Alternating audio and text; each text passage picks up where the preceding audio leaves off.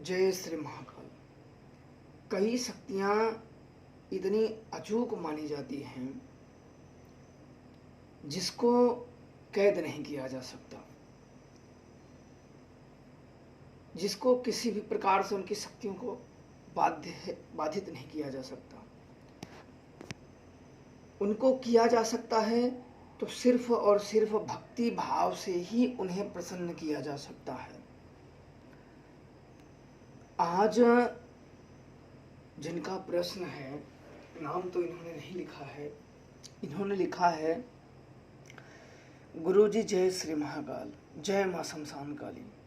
गुरुजी, कोई शत्रु माता मारुका सायर को अगर किसी के ऊपर भेज दिया हो तो वह कैसे हटाएं? मतलब किसी शत्रु ने किसी के ऊपर मारुका भेज दिया हो। दूसरा इनका मैसेज है, गुरुजी कृपा करके इस प्रश्न का उत्तर दीजिए प्लीज। गुरुजी जय श्री महाकाल, जय मां शमशान काली। आप लोगों को मैं क्लियर बता दूं और साफ बता दूं, इस बात को मान लेना। और अगर आप दुखी हो या कोई दुखी है या आप खुद दुखी हो तो एक बात आपने देखा होगा कि कई स्थानों पे आप गए होंगे लेकिन ये शक्तियां कोई हटाने वाला नहीं मिला होगा।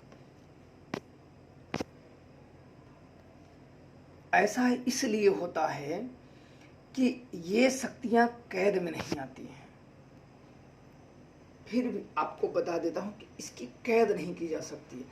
और कई शायर होती हैं, उनमें से मुख्य शायर धाधा शायर हुई, शायर मारुका हुई, देव शायर हुई।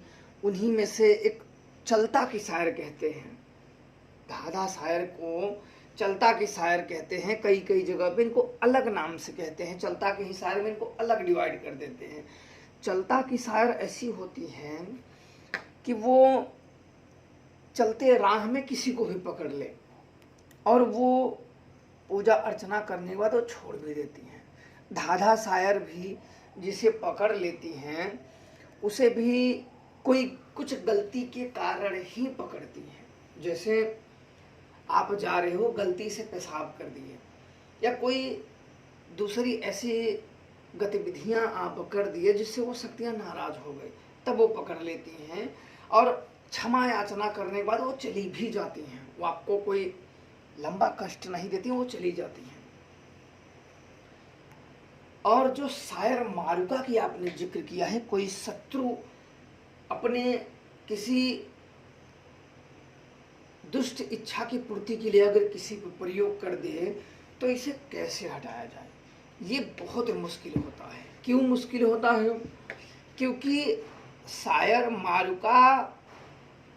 मारुका वाला ही भक्त हटा सकता है। आप लोगों को मैं यहाँ बता दूं कि बड़े बड़े गांव या शहरों या गांव इलाके को जो बंदिश किया जाता है उसमें चौरा, शीतला, डीह, बरम, कई जगह बरम बाबा बोलते हैं, बरम होते हैं, कई जगह पे बघौत होते हैं, शीतला होती है, चौरा होती हैं, ये शायर होती हैं।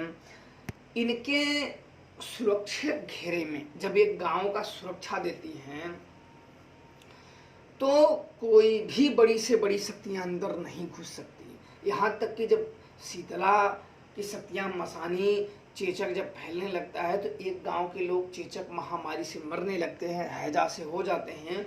तो ये शक्तियों से सुरक्षा बंधन लगाने लेने से वो गांव की महामारी इस गांव में नहीं आती है। इतनी शक्तिशाली, इतनी ये प्रबल होती है। इनको फिर भी हटाया जल्दी नहीं जा सकता, लेकिन एक मैं आप लोगों को कारगर उपाय अवश्य बताऊंगा। और इनको कैद नहीं भी किया, कैद करने के अगर सोचोगे तो जिसके ऊपर यह है उसका तो विनाश कर देंगी, सामने वाले का भी विनाश कर देती हैं। क्योंकि ये आदि शक्ति में आते हैं। इनकी कई मंदिर हैं। इनके मंदिर आप विंध्यवासिनी जाओगे तो वहाँ शायर देवी के मंदिर बने हुए हैं। इनकी कई मंदिरें हैं। ये उच्च कोटि की शक्तियाँ होती हैं।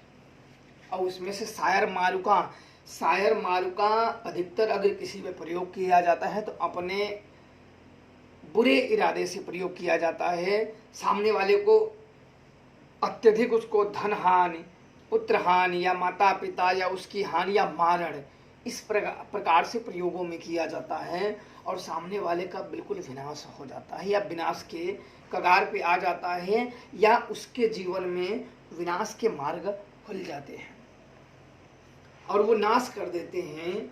और वो किसी के जानकार के पास, जिनको ये समस्या है, कई जानकारों के पास, जहाँ अरबार दरबार बाबा बूबी जो जहाँ लगाता है बेचारे चाहते हैं, लेकिन समस्या जीव की त्यों उससे भी बदतर हो जाती है, क्योंकि आप जिस भी दरबार पे जाओगे पैसे खर्चा करोगे और आपकी बदतर से भी बदतर जिंदगी होती चली जाएगी। बाबा अंत में बोलेंगे हमारे बस में ही नहीं है। तो ऐसे होते हैं। पर मैं एक प्रयोग आप लोगों को बता रहा हूं। शायर का वास होता है नीम के पेड़ में और आपको नीम के पेड़ में पंचमेवा धार प्रतिदिन सूर्य उदय के समय स्नान करके प्रतिदिन शायर के नाम से 7 दिन धार देंगे और थोड़े से लोटे में धार बच जाए तो वही धार उस पीड़ित व्यक्ति को लगाएं और माता से प्रार्थना करें कि माता हम निर्दोष हैं, हमें क्षमा करें, जो भी भूल चूक हो हमें क्षमा करें और हमें दुख ना दें। ऐसे 7 बार करेंगे, 7 दिन करें और 7 बार ही ऐसे प्रयोग करें, 7 दिन एक एक बार। इससे माता शांत हो जाएंगी और वो लौट जाएंगी। अन्यथा ये जिस उद्देश्य से जाती हैं उस उद्देश्य की पूर्ति कर लेती हैं।